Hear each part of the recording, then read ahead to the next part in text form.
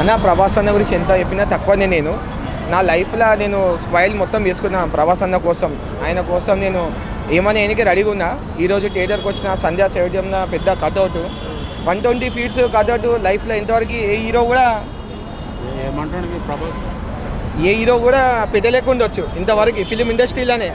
అప్పట్లో చిరంజీ కానీ, మహేష్ బాబు కానీ, రామ్ చరణ్ ఏ హీరో కూడా అంత లేదు కట్అవుట్. ఈరోజు సంధ్యా 70లో కూడా మా అన్నది 90 ఫీట్స్ కట్అవుట్ ఉంది ఇది దాదాపు. మళ్ళీ ముంబైలో 120 ఫీట్స్ కట్అవుట్, అది కూడా ఇంతవరకు ఊహించని అంత దీనికి ఒకటి వస్తున్నాయి మాకు. ఎందుకంటే ఈ సినిమా ఈరోజు రిలీజ్ కానికే కారణం ఆల్ ఇండియా ప్రెసిడెంట్ గోవిందన్న.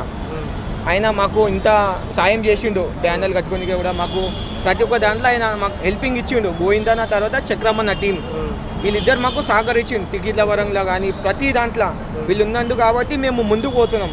వాళ్ళతో సాయంతో మేము ముందుకు వస్తున్నాం. కానీ ఈ సినిమా అందరూ అంటూ డిసప్పాయింట్, 2 సినిమాలు కాలేవు. అవి బాగుండే సబ్జెక్ట్. రాధాశ్యామ అంటే అది లవ్ స్టోరీ. అప్పటి లవ్ స్టోరీకి ఇప్పటి లవ్ స్టోరీకి చాలా డిఫరెంట్ ఉంది. అప్పట్లో అంటే 10 మంది 20 మంది, ఇది అట్లా కాదు. ఒక అమ్మాయిని ఎట్లా ప్రేమించాలి, అమ్మాయి లేకపోతే చనిపోవడం ఎలానే చూపించింది ప్రభాస్ అన్న. కొత్తగా చూపించింది లుక్. ఆదిపూర్ సినిమా ఏంటంటే అది కూడా బాగుంది. ఇప్పుడు సేమ్ రామాయణం తీసే ఏ పబ్లిక్ కూడా చూడలేము వచ్చి థియేటర్కి మనం. అందుకనే ప్రభాస్ అన్న కొత్త లుక్తో వచ్చింది సినిమాని. కాకపోతే అది కూడా బాగానే ఉంది, డిసప్పాయింట్ అనేది ఏం లేదు. ఆయన ఆడికైనా 600 కోట్ల కలెక్షన్ కొట్టింది. దీన్ని కూడా 1000 కోట్ల కలెక్షన్ వచ్చే అవకాశాలు ఉన్నాయి. సినిమాకి మొత్తం ఎక్స్ప్రెషన్ పెట్టుకొని రాకండి, ప్రభాస్ అన్నని చూడడానికి రండి సినిమాకి. మేము సినిమా రాకముందుకు డప్పు కొట్టాం, అన్న 2000 కొడతారు 3000 కొడతాం మేము అన్నాం. అట్లా మీ సినిమా చూసినాక మీ నోట మీరు చెప్పాలి. మేము చెప్తే ఫ్యాన్ చెప్పినా మీరు అనుకుంటారు, అట్లా కాదు. ప్రభాస్ అన్న లెక్క ఏందో చూపిస్తాడు, అందరికి తోడుకలేందో తీస్తాడు. అది ఆయన క్రేజ్ ఎప్పుడు తగ్గదు ఆయనకి. ఎన్ని ఫ్లాప్లు ఉన్నా ఎన్నిట్లు ఉన్నా ఆయనకి బడ్జెట్ పెట్టడానికి ముందుకు వస్తున్నారు, అని ఇంకా పోతలేరు. ఇప్పుడు కల్కి సినిమా కూడా 2000 కోట్లు అంటారు బడ్జెట్. ఇప్పుడు ఆదిపురుషు ఫ్లాప్ అయింది, రాధేశ్యామ్ ఫ్లాప్ అయింది అని అవుతలేరు కదా. ప్రభాస్ క్రేజ్ ఇంకా పెరుగుతుంది మార్కెట్లో. అది #1 హీరో అంటే ప్రభాసే.